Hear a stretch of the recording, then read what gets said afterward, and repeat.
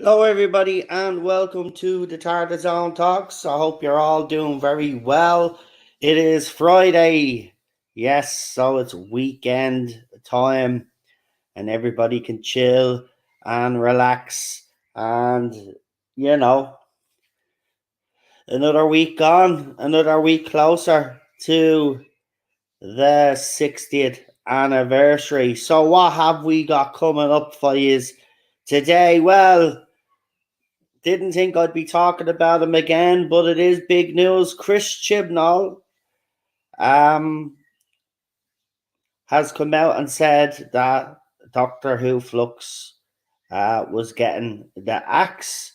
He's also talked about potential spin offs that he wanted to do.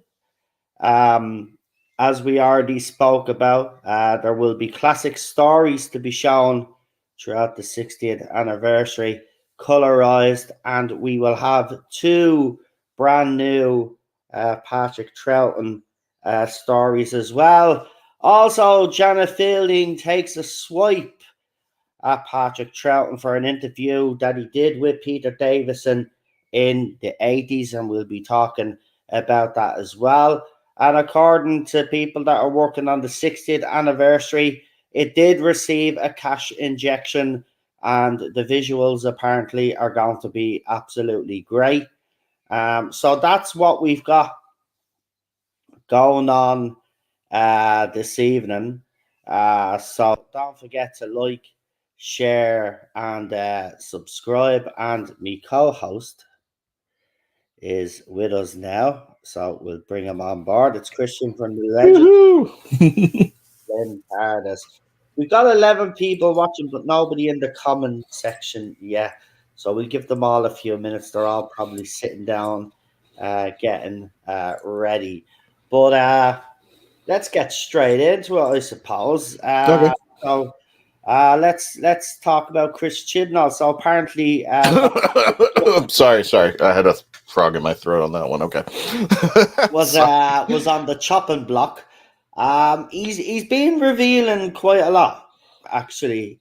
These last few weeks. He also suggested that he wanted to do spin-offs, but the budget didn't allow him. And also, I think he kind of took a swipe at everybody by also claiming that he was brought in to do a specific job, and he did it. So what he's tried to say is like all of the stuff that happened throughout his era wasn't his doing.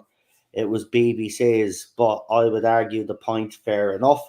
You're given an agenda by the BBC, that's fine, but it's then up to you as a writer, as the showrunner, to write the best you possibly can for the show. But what do you think of that revelation?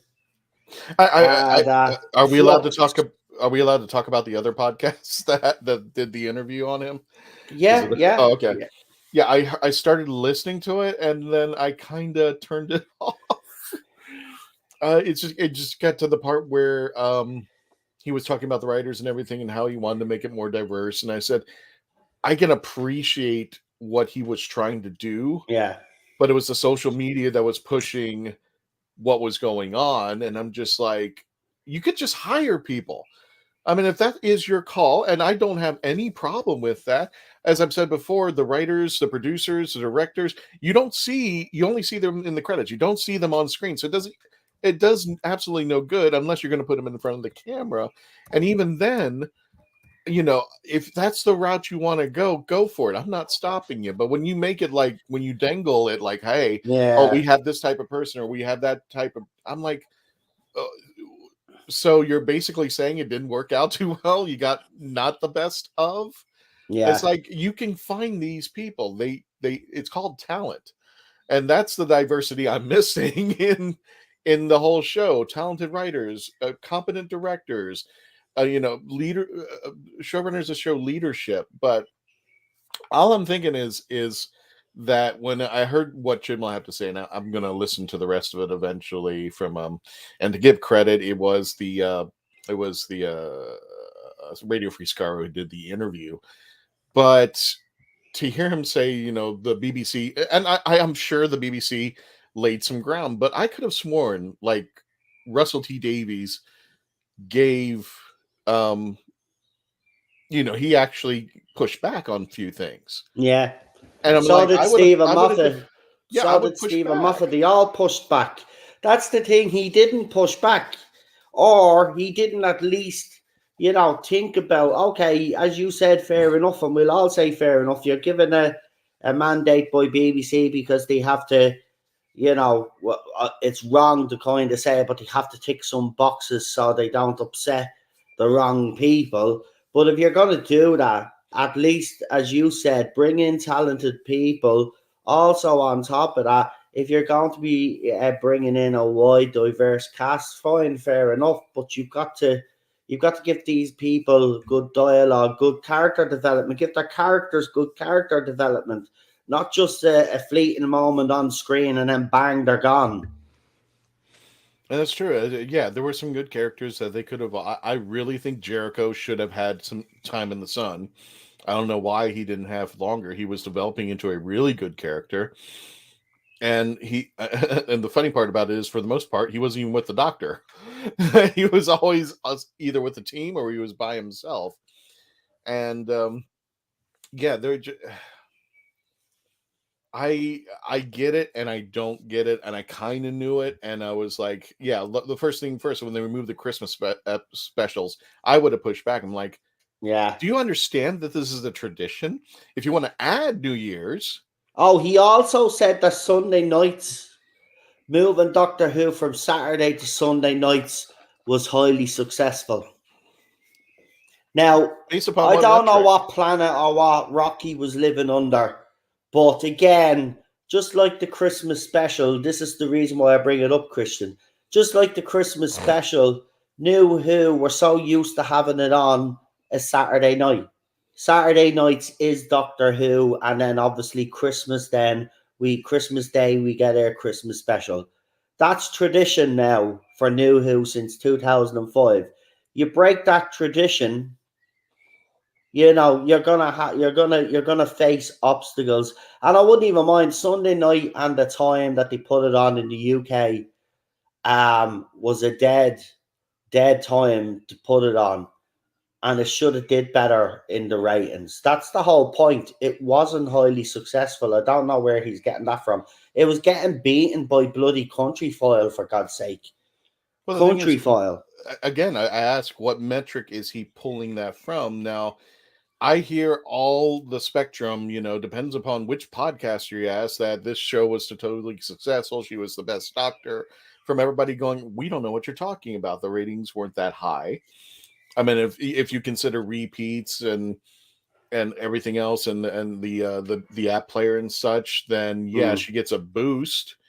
But like you said, it's just like, why did that night change the differentials? It looked like the ratings were getting smaller if you're doing it by the overnights. If that's the metric he's using, I disagree. Yeah. But even the consolidated figures, the 7 day, we had the overnights, and then we had the 7 day, and then we had the 28-day consolidated figures. And there's a trend on all three figures. There is a downward trajectory. Even the AI went down below 80. That hasn't happened before. See, So, I mean, I can't. again, I don't know. You're right. I wonder what metric I wonder where he's getting this information. Like, I mean, where is he getting this from when everything indicates that he's lying?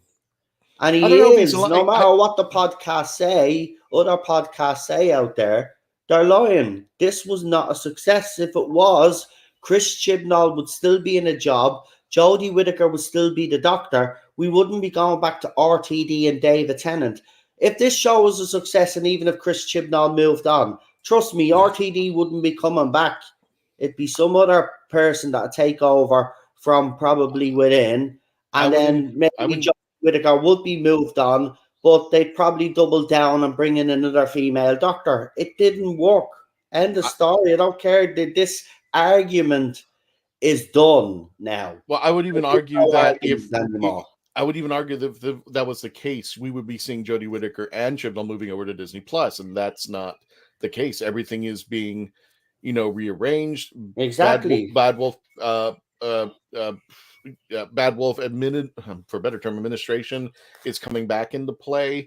So, like I said, I don't want to call him out a liar, but what metric are you using based upon what you think is a success? I know you won't call him a lawyer because you're far more pragmatic than I am. Well, But like I I'll, said, I'll call him out straight. I listen.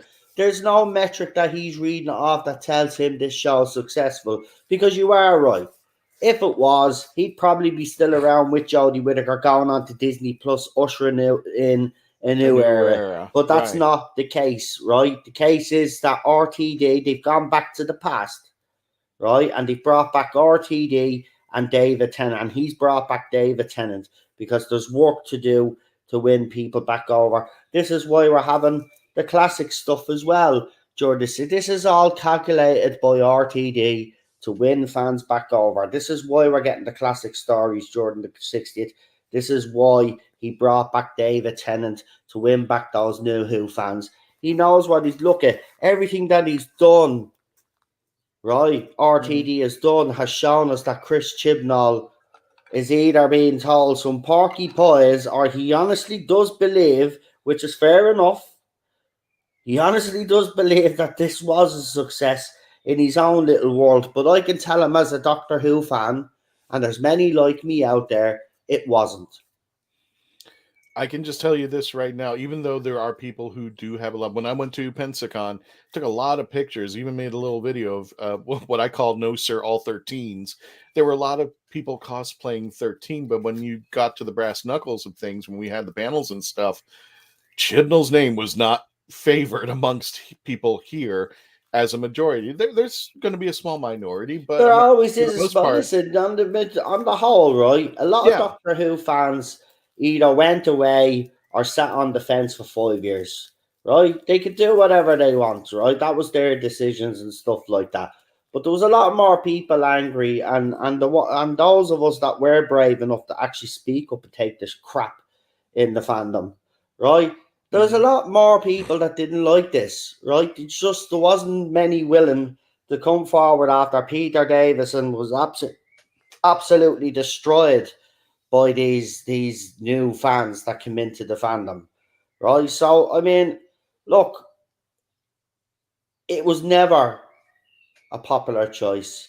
It was never a success, and you can even see now, even after when RTD returned, a lot of those YouTubers that disappeared, a lot of those accounts that were on Twitter that didn't write anything up for Mhm. 5 years are back buzzing again, right? That should tell everybody everything they need to know. Whether it's right or wrong, whether fans warm to a female doctor or not, the bottom line is, if, to me personally, it was too big of a change, and you couldn't just make that change without explaining that change. And they just decided to ignore it, hoping that Jodie's performance and Chris Chibnall's writing could actually save the day, but it didn't. It didn't. This conversation about the success of this era is null and void, and now it's done. At the end of the day, we all know deep down it was a travesty of an era, I don't right? know. I don't know if I agree with if it's null and void, but we're probably going to treat it like I'm half human on my mother's side. It just took 3 or 4 years to Yeah, I do don't that. think, yeah, but even with the Doctor Who movie, fans have fans Hey, have zombie. fans have come to accept that movie for what it is, right? And some Mhm. are absolutely love it, and there's some out there, as I said, will take it for what it is, right? Mhm. Jodie's with Chris Chibnall's era will never be seen in those terms. It will never, years later, be adored, or people that didn't like it will all of a sudden like it. It'll never be liked, It'll never be like. The best thing that RTD can do is ignore it, but I've got a funny feeling he will actually try do something that might probably fix the mess that Chibs made. Well, I But guess we'll probably see what happens. Maybe that just like now what you see with Matthew Jacobs, there might be a forgiveness in the Hooniverse, and they're just like, you know what, it happened. We, whatever, and we just move on from that. Whether her time, excuse me, whether her time as a doctor is going to reign supreme, or if it's going to just dwindle and falter, or maybe it just goes, just the medium, just like where Colin Baker's at right now. And I detest when everybody does those, who's your best doctor, and his always is like down in the bottom three characteristics, and it's not his. I mean, the bottom three rows, and it's not his fault for the most part. It's just the way that things panned out. And for me and for Jody, I think this is everybody. I'm writing this all on Chibnall, and I've had a few people say, "What would you do if Chris Chibnall came on your show and said he wants to come on your show?" I'm like, "I'll bring him on." I really don't know what I would say afterwards. I know exactly what I I would. was I'd just ask like, him the questions. No, but I'd ask him the tough questions. You'd have to ask him the tough questions. oh yeah, I would ask You know him. what I mean? Because at Yeah, the of end of the course. day, I think these people that do interview him, they give him an easy time, right? They give him an easy time. Hey, He Tardis should be Snyder. brought onto a podcast where he's absolutely dissected. Everything that he says is dissected, and there's a counter argument Nice, Bobby. and a counterpoint to make. The man, Oh, yeah. look, he nearly destroyed he nearly destroyed Doctor Who. I'm sorry, but he's at the admitting now that Flux was nearly canned. I can tell you already. Listen, I told everybody on this channel when nobody else was reporting it, and then when people start seeing me video, they start calling me a liar. I was the channel that broke the news about chaos in Cardiff, right? I've been called a liar, dragged through the mud the last 5 years over this, right? Because it happened in the early. He was going after Series 11. How many times do I have to tell people? Right? It's a miracle that he stayed on the 2 extra seasons that he did. Right? He was gone. He after Series 11, he even admits in the interview, after Series 11, they didn't give him enough money to promote Series 12. They'd already given up on it. They'd given up on it because they'd spent so much money and so much time promoting Series 11. Right? And Jodie was everywhere. Remember, she was absolutely everywhere. She was the most talked about. Well, I have to admit, she was the most talked about doctor at the time. She was everywhere. She was at Comic Con. She was walking down catwalks. She was on every bleeding magazine conceivable, from Radio Times to Doctor Who magazine to even bleeding fucking the Big Issue. Bleeding featured Jodie Whittaker on the bleeding cover. Right, Big Issue, the homeless magazine in the UK, the Big Issue, had her pictures plastered all over. She was on billboards, she was on buses, she was on everywhere. And then remember, during Series 12, there was hardly anything. BBC had given up on him after Series 11, like I had said. Well, then he ran off like the little bitch that he was, and because the chaos in Cardiff, and he ran off, man. He ran off like a little bitch, he did, and he wouldn't, because he was told he couldn't do certain things, and he had to, for Series 12, he had to give the fans something more familiar, and he wasn't down with that. That's the one thing I will say about him. He didn't want Cybermen. He didn't want Weeping Angels. He didn't want Daleks. He fucking hates them all. He even said in one of his very first interviews that he hates them all. Didn't at one point Doctor Who win an award for marketing? Yeah, it did. And surprisingly enough, I think that was around Flux, and everybody that I knew, for the most part, unless they were diehards like me, didn't even know Flux was coming out. So like, who were they marketing to? Yeah, I know. They were marketing on the internet, and it wasn't something on the internet, and I was like, social media, and I was like, okay, that's great, putting all the clues out there, and it's all clever and stuff, and you dial this number and you get Yaz's voice sending you a message. That's all great. But what about the bleeding public? What about the casual fan? You know what I mean? Doctor Who can't just survive on fans alone. We know that. We're not fucking naive. We need the casual. The marketing for Flux and the marketing for Series 12 was an absolute joke, and now we know why. Now we know why. Listen, I the sources I got never lied to me, and I know they never lied to me because everything that we've put out, bar one or two things, which we don't get everything right. That's just the way it is. You get a lot of hit and misses. We've gotten more hits than misses. Let's just be honest about it, right? And a lot of people that have been with me from day one can actually verify that, right? We've had more hits than misses. I knew this happened. I've been telling people from day one that this man was unfit to run this show, and that he ran off when the tough got going, when he was told he had to revert back and give the fans something familiar. Remember, this was the man that talked about no cliffhangers. He didn't believe in cliffhangers, and then what did we get? Well, we got a couple of cliffhangers in Series 11, which he contradicted himself there straight away anyway. Well, Right? I meant series one. I'm not going to have anything classic, no classic directors, no writers or anything. I'm going to start anew, which is a very bold. It is bold, and if It's it works, bold, but I'm if like, it works, so, it's genius. so you have a treasure chest of 50 years of Doctor Who, and you can't touch that? You can't Yeah. even look into it? Yeah. In fairness to him, though, right? A lot of showrunners have done that. They kind of bring in new writers completely, right? And sometimes it can. They'll hit the gold mine and it works. But this Doctor Who is different. He needed to keep some of that experience as well as bringing in the younger writers that he wanted to bring in. And they needed to be guided by Chris Chibnall and the experienced writers if Chris had brought in experienced writers, but he decided to go against that. That's the biggest look. He made mistakes from day one.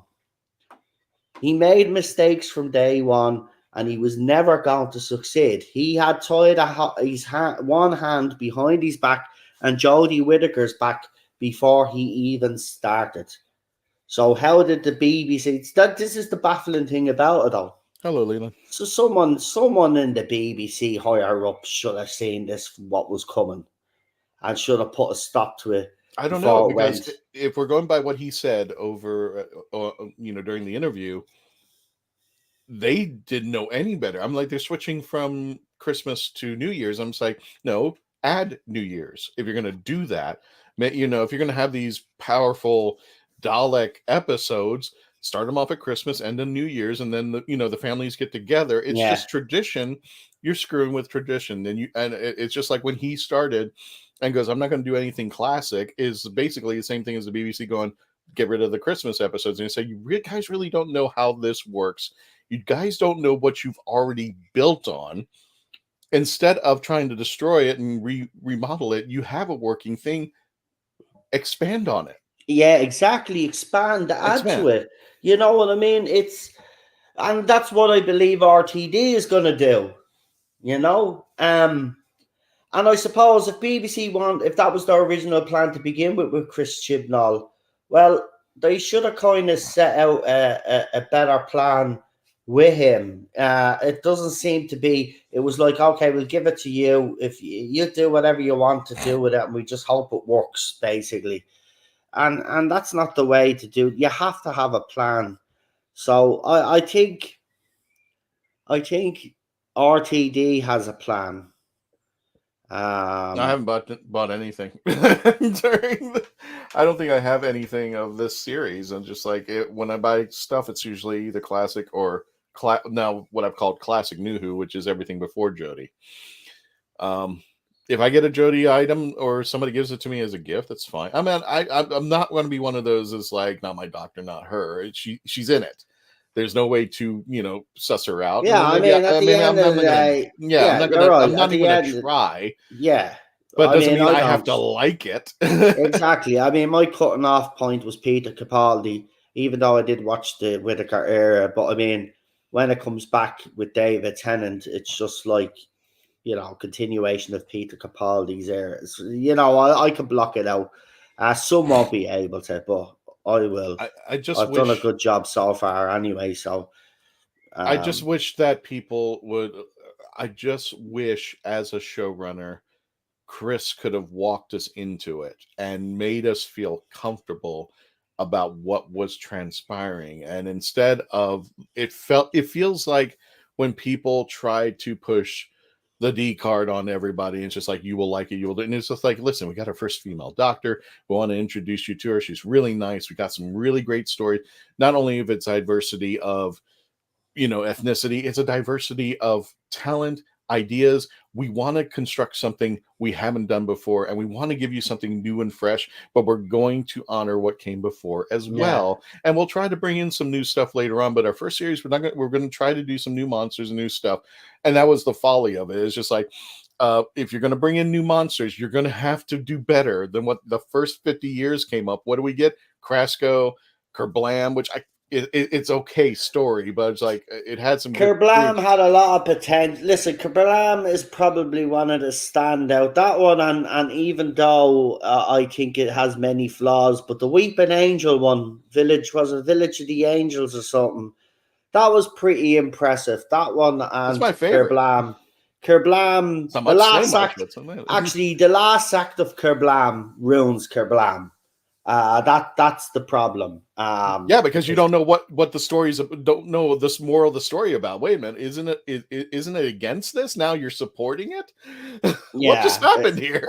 yeah, it's one of those. Thanks, Chris was a Petey. shit. So yeah. Well, that's just basically it. But listen, I don't want to harp on too much about the next topic, but I'll get Yeah, it go done ahead. and Go ahead. over with.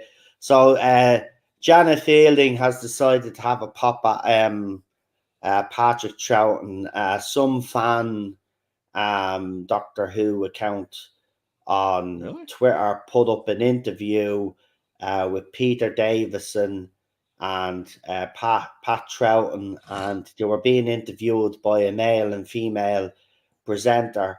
Um, Now, as everybody already knows, Pat was a very difficult person at times to interview. Um, he'd always, he'd just come out with stuff, and he could, if he wasn't in a good humor, you would know. But there was other times where he'd be flirty, or you know, because it was the 80s, he might have came across as a bit, as what we would say today, sexist, right? But again, context is everything here. So apparently, Jana got the hump because she's only discovered this interview apparently, and has decided that she's going to big up Peter Davison, because Peter was there and he was saying things to Peter Davison about your woman, and then Peter Davison just carried on the topic of the question that was asked, and she was praising Peter for, oh, well done for putting Pat in his place and basically moving the conversation on. But my big question is, why is she opening her mouth in the first place?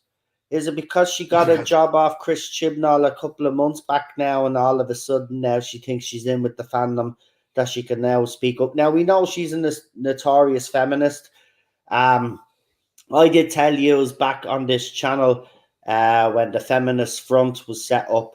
There was a meeting between, she was there, Janet, and a couple of the other old companions, and they were talking about the way companions were treated in Doctor Who in the classic era, and obviously talking about some of the clothes that they had to wear. So the Feminist Front came from that meeting, and then we all found out what the Feminist Front were all about. They were going around attacking male YouTubers, and then they ended up actually being kicked off the platform because they were toxic. But but again, Pa has been dead since when? What, the late 80s, early 90s, isn't it? Right. So he's been gone a Yeah, long, I'd say long the 80s. time. It's like the same idiots that came after John Pertwee because he done an ad that was unaired, but someone had found it and dug it up, where he had said this, at the end of the ad, dressed as the doctor, he goes to your woman, show me your tits, right? And they tried to cancel him over that as well. I don't get this mentality of trying to cancel people that are already dead. Leave them alone. Again, context is everything. And Yeah. Janet, in fairness, I think that's a low blow in my eyes. That's below the belt, to be quite honest, to be going after Patrick Troughton in that way. I get it that you don't agree with what Troughton had done in the interview. That's fine, fair enough. Okay? But context is everything here. And in the 80s, okay, things were a lot different. And yes, there was sexist behaviour that did go on. Nobody's denying that. Right? But the man is dead. Why drag all of this up? I'm What is the point? Are you angling for some work or something? I don't know. I don't get what your end game is. I got to see that video because, well, I just met Janet this past weekend. She was nice. She was sweet. Well, We had apparently, I'm hearing different stories that throughout the years she could be a bit of a mixed bag. Sometimes, as you said, you've had a great experience with her, and a right, lot of but fans that will was say off and that on they, for like 5 minutes at a time, and it yeah, was here in Florida just this past week, and we weren't having topics, and she even rode one of the Daleks, Dalek Hal around, which she insisted the Dalek operator Daniel, who's awesome. She went into the Dalek, and there's actually a video of her on her. yeah, I seen it. Yeah, I that's actually seen our it. Dalek. That's Yeah, actually a and I Dalek have to running say, she around. looked like she was having fun. But She was. some other people have actually came to me and said that they've had a bad experience with her. So she could be a bit touch and go. But the thing is, I just want to make it clear, I'm not actually having a go, but I just want to know why she would drag this up when the man has passed away. There's no point of dragging up old interviews. Yeah, just because some fan and you don't agree with it, fine, you don't agree with it, well, stay silent. Because what happens Well, is then as soon as you put your criticism out there, then Patrick Troughton is targeted. Right? And people will demand that his stuff is cancelled. And this is the era that we live in, and it's happened. So we have to speak up. And I'm sorry, I think that is a low blow. It's a low blow from an actress that, in fairness, stole a living on Doctor Who, in my opinion. She's not even that great of an actress. Her character was a fucking annoying. Anyway, right? I'm really pissed about this. I'm no, sorry, I can but hear it. I I can hear actually it, am dude. pissed about this. The man is dead.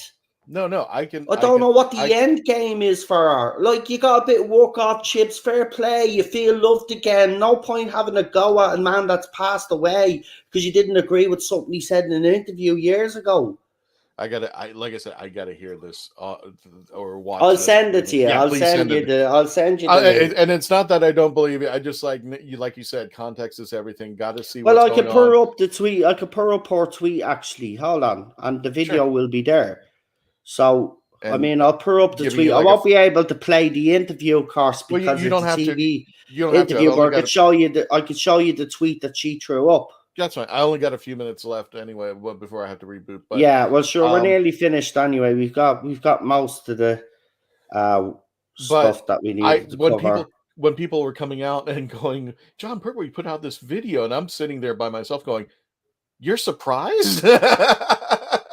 I'm like, I meant I'd never met the guy, but I've seen interviews, especially with Katie Manning, and I've heard people who have worked with him and not alone his interviews.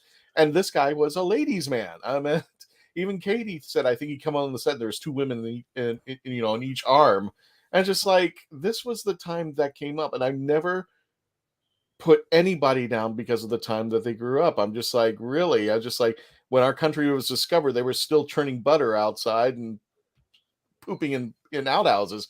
Where were we supposed to draw the line? It's just like that's the time that it was. But as we progress as a society, we can say we're not going to do that again. But we can appreciate where we came from and say, hey, that was a little bit, yeah, oh, fine, we'll move on. So here it is. In 1983, Patrick Troughton, who I love, thought it was okay to talk over Selena Scott. He didn't with Frank Ball. Instead of answering her question, he draws attention to her looks. Well done at Peter Davison for stopping Pat and taking her question seriously. But again, why would you? I mean, there. I have this account, so I've obviously had a run in with this account. But there's the interview there. It's from 1983, right? So Mhm. it's called Doctor Who 1983. It's got a blue check mark. You could check it out. Yeah, he does start talking about, and I'd said it on here. Yeah, he was a bit sexist, but that was the time that it was. You mightn't agree with it now, but that's the time that it was. But I don't get the point of her drawing attention to it. She's drawing attention to it for a reason, right? And to me, I'm being cynical about it. Our reasons are not so pure, right? Why go after the man when he's dead and buried? Leave him alone. Okay, he wasn't a perfect man. Okay, he had flaws like us all. At the end of the day, and that's where I You stand on didn't that. happen to tweet her, did you? Yeah, Just I say, did. hey. Yeah, Oh, I you did did write her. Okay, retweet. okay. Of course I Has she did. I responded yet? retweet. No, she won't respond. Oh, Of okay. course she won't respond. Okay. I told her it was a low. I thought it was a low blow, and it is a low blow. But before you do go, obviously, the classic stories to be shown colorized during the 60th, plus obviously the new Patrick Troughton animations that are coming out. Obviously, this is all geared up towards the 60th, and as I think anyway, my opinion is it's to try win as many fans over as much as they can. Are you in favor of classic stories being colorized? Because someone in the chat there made the point, Christian, which I think is a good one, is if they're colorized, they might actually entice, maybe the younger audience and a lot of other people that probably wouldn't fancy watching these in black and white to watch them in color. Do you think there's an advantage there? Because I'm a purist. I like them in black and white. I'm not a I huge fan of colorized classic episodes, especially from the Hartnell and Troughton era. I think if I wouldn't say a big fan. I kind of like the idea. I'm kind of a little bit of the Ted Turner buff of just like I like that the option is there though. Maybe it's not the most appropriate thing, but people want to see it in the color. The problem is if you get something like what was it, the Ambassadors of Death, if that's colorized, it looks like crap Yeah, because it was in black and white, and being colorized, it looks because they thought it was going to be black and white, and there are certain things in black and white that can be adjusted for that yeah, monochromatic scheme that doesn't work in color. So it mm, works on what was it, like the blood for Psycho or something like that. yeah. It works in that, but if you were to really show it back in that time, I don't think they had the means to. But if I was to watch I usually, if I go that route, I watch the black and white first. And if I go the color route, I'll watch the color route. Then second afterwards, I'll watch it again to see it. I like the option that it's there. Now, if you're a purist like yourself, don't watch the color. The color Oh version. no, I'll still watch it because even though I am a purist, I am interested. It's just a lot of the I just colorized stuff that we've obviously seen is fan stuff that's done. This is going to be done by professionals, and yeah. they're actually they're putting their money where their mouth is to make sure that they're done. I will give it a go. I just think William Hartnell and Troughton's eras are black and white, and that's the way I'd like to remember them. But look, And if I, and this, I think people will agree to you with that. If people agree and they want to, they think black and white, more power. Watch it in yeah, black and white. I will never criticize. It's just like that's a choice. But yeah, in the other essence, if I decide I wanted to watch it in color, let me have my choice as well, and we'll agree from there. And then maybe if you decide not to watch it, you'll ask me, hey Christian, what did you think of the colorized version? yeah. Either I'll say, it was rubbish, just stay with the black and white, or you know what, I That's say it. The option, try I it suppose, once, is there, try it isn't it? once. Because they'll release these on Blu-ray and DVD as well, and there will be the option of both, like they do with the Yeah, animation. So, I mean, as I said, we're not. It's kind of, a little extra if you want to look at Yeah, it it's that just a way. DVD extra. If people want to get ahead around it, it's just you have a choice. And you don't have to watch it, and I'm like, Right. more power to you if you want to stay in there. Well, I'll tell you what then, as you said, you have to fly off. I'll let you do your channel shout outs. I'm going to wrap up in a couple of minutes anyway as well. But if you want to do your channel shout outs, and we'll leave it there for tonight. I appreciate it, Noel, as always, and I'm hoping to see you guys more in the upcoming weeks. We might do that thing again at the end of the month, Noel, because we will be at MegaCon. Oh, brilliant! Orlando. Yeah. So That I'm was sorry nice. about the timing, that it was wonky. No, But that was perfect. It was perfect understand. timing, mate. It was perfect timing, and I think everybody enjoyed it as well. Yeah. It was nice to get a little bit of insight and background to these places, because I've never been to one. So it was interesting to see how they work and what's involved. So yeah, if you're up for doing it again, let's do it again. Yeah. Absolutely. Of course, Facebook.com, The Traveling Tardis, YouTube.com, The Legend of the Traveling Tardis.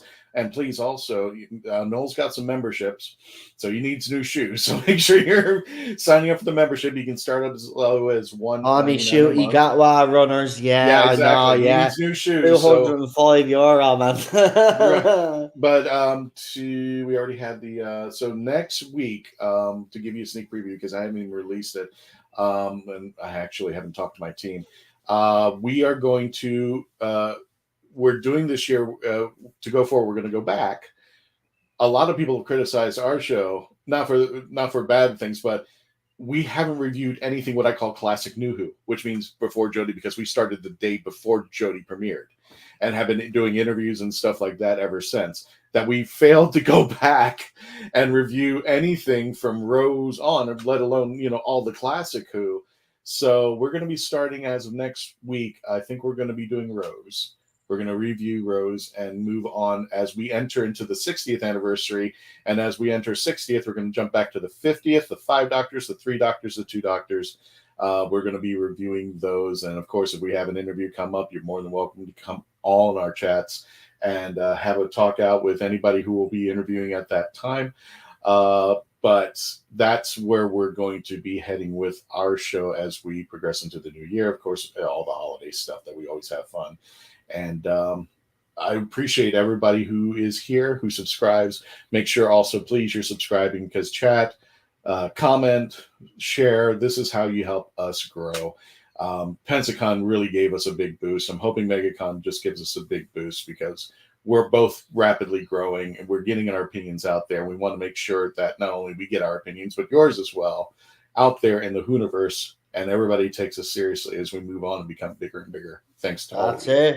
That's it. And we'll be here step by step, which is, guys, reviewing the 60th and then the new era of Doctor Who. And, obviously we're on Peter Capaldi right now, but we might go back and revisit RTD again. I was doing them on membership streams, but I think it'd be best if we did it on the main streams, because, we can relive the RTD era all over again. It's a great idea. But Christian, go on. I'll let you go. Thanks for coming on again.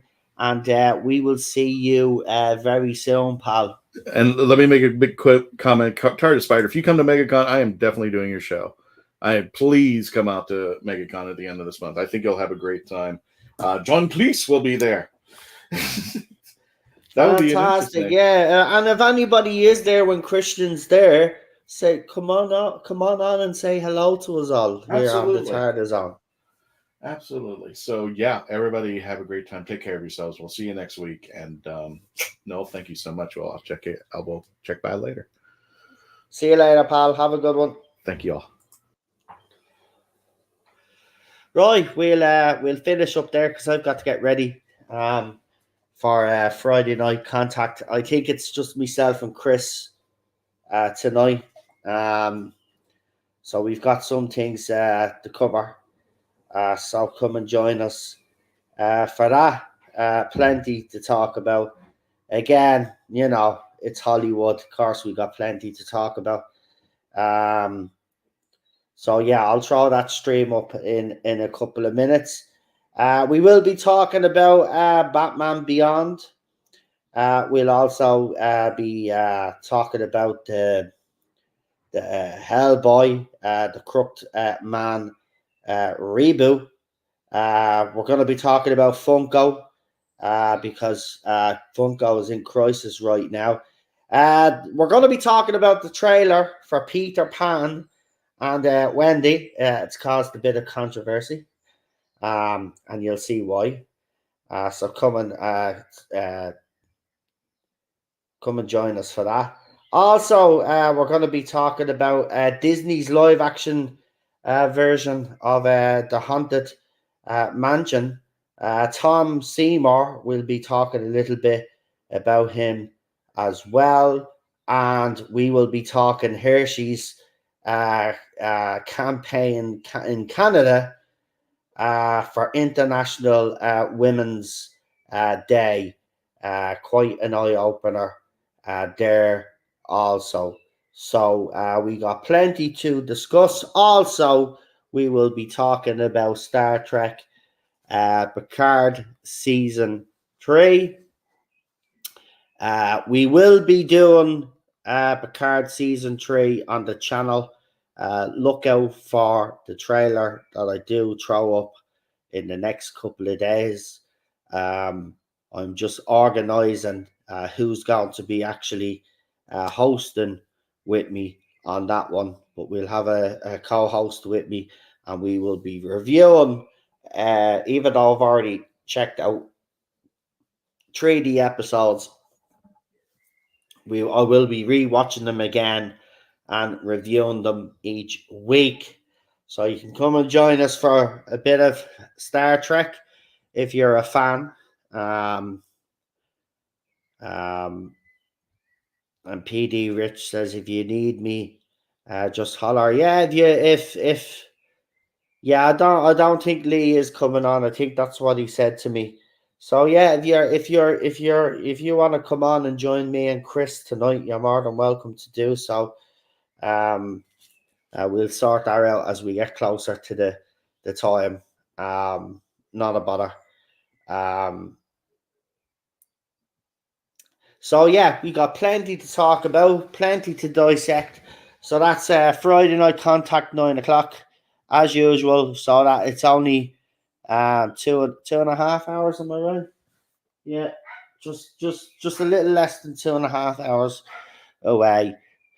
So come and join me for that. I'll whack up the link now in a minute, and we'll get sorted. So I want to thank everybody in the chat that joined us. PD Rich, Zombie Box Reviews, Leland is in the chat as well. PD Rich, of course, Tardis Spider, and we had Mark also in the chat. Bobby D 75 Brisk was also in the chat as well. Lindsay popped in as well to say hello. We had Tardis time in the chat also. So and sci-fi is life also in the chat as well. So thank you all for joining us. We really appreciate it. I hope you are enjoying these Tardis on talks, the new format with Christian. We try to talk about whatever's relevant out there, got to do with Doctor Who. Obviously, I don't really want to be covering Chris Chibnall, but of course that interview is too hard to ignore, and there are some things on that vindicate me and my sources 100%. And I'm just glad he's talking, because the more he talks, the more the truth is coming out, and I'm loving it. So long may it continue. But hopefully we will have more news on the 60th and beyond, and we can focus solely on the RTD era. But just before I do go, because we only briefly touched on it, one of the people that work on, I think, the effects or the all the creative side of the show have said that there was an influx of cash. So, there was, even though, it's being reported that the big mega money doesn't kick in till Shooty's era. That is true. It still doesn't mean it still doesn't mean that there wasn't any money given towards the 60th. It's been confirmed that there was, and I think it was there was a photograph of Beep the Meat put up, and one of the people that work on the show were saying that no expense was spared, basically. So there has been a cash influx into the 60th. So it is actually going to look pretty decent. And that was a lot of people were worried about that, but it does look like that there was some cash injected into the series. So into the 60th. So I can't wait. I really wish RTD the best, David Tennant, and everybody involved. Let's hope this is the start of something really, really great, because we've been starved of good Doctor Who for a long time now, and it'll be nice to fall back in love with Doctor Who again. That's all I want, for the show to be great and to fall back in love with it again. It's not too much to ask. Decent writing, decent villains, decent monsters, decent aliens, decent stories, decent character development, likable characters too, decent story plots, subplots, you name it, everything. It's not really that much to ask. Yeah, doesn't the 60th have Bad Wolf and Sony cash? Yes, that's where the cash would be coming from, Christian. Spot on. So there is money for the 60th. So we didn't touch on it too much on the stream, because I did get caught up on the other two topics that we were covering. But I was very passionate about those two. And I had to say something. You know me, I won't shy away from giving me opinion on that. But yeah, Doctor Who looks like there's cash there for the 60th. So I'm looking forward to it. It can only get better, as they say. Anyway, we'll leave it there. I want to thank my co-host Christian, who did join me. Absolutely brilliant. And as I said, guys, Christian says it as well. Leave a comment. Let us know. Let us know. Actually, here's another one as well after this stream, when it goes up on YouTube. Let us know, because some weeks that we mightn't get too much to talk about Doctor Who wise, because there's not many articles uh, being published. So if there's anything that you Doctor Who related that you would like me and Christian to talk about, right? Leave a comment in the comment section. Remember to comment, not just liking the video, liking the stream, but if you leave a comment, it all helps the algorithm. So if you could leave a comment, even if it's to say, "Oh, I didn't like this stream," whatever you just want to write up in the comment section, just leave a comment. And if you do have any suggestions of stuff that you would like me and Christian to talk about, let us know. Let us know in the comment section. Have you seen the Toy Maker fan animation? I have not. But if someone wants to send it to me, you could send it to me. And then I'll tell you what, if you send it Tardis time, if you could send it to me somehow, I will have a look at it, and then I'll talk about it next week on the next one with Christian. Yeah, we'll give it an all whirl. How about I write needs more, Sir Teddy? Is that an acceptable comment? I'll send it. It's amazing. Yeah, Teddy is here with me. Teddy's doing well, by the way, guys. Just to let you know. He's still a little pain in the ass, barking and stuff like that. But yeah, he's doing great. Everybody is doing all right here. Cheryl's foot is still a little bit sore. I've been just a little bit under the weather, but we've been fine. Like everything else is fine, so we've no real complaints, So we just keep going. But now I've got a short little break now to take him out, get the other stream ready, and then get ready for that one. So I'll talk to you at 9. So thank you for joining me, and nice to see you all.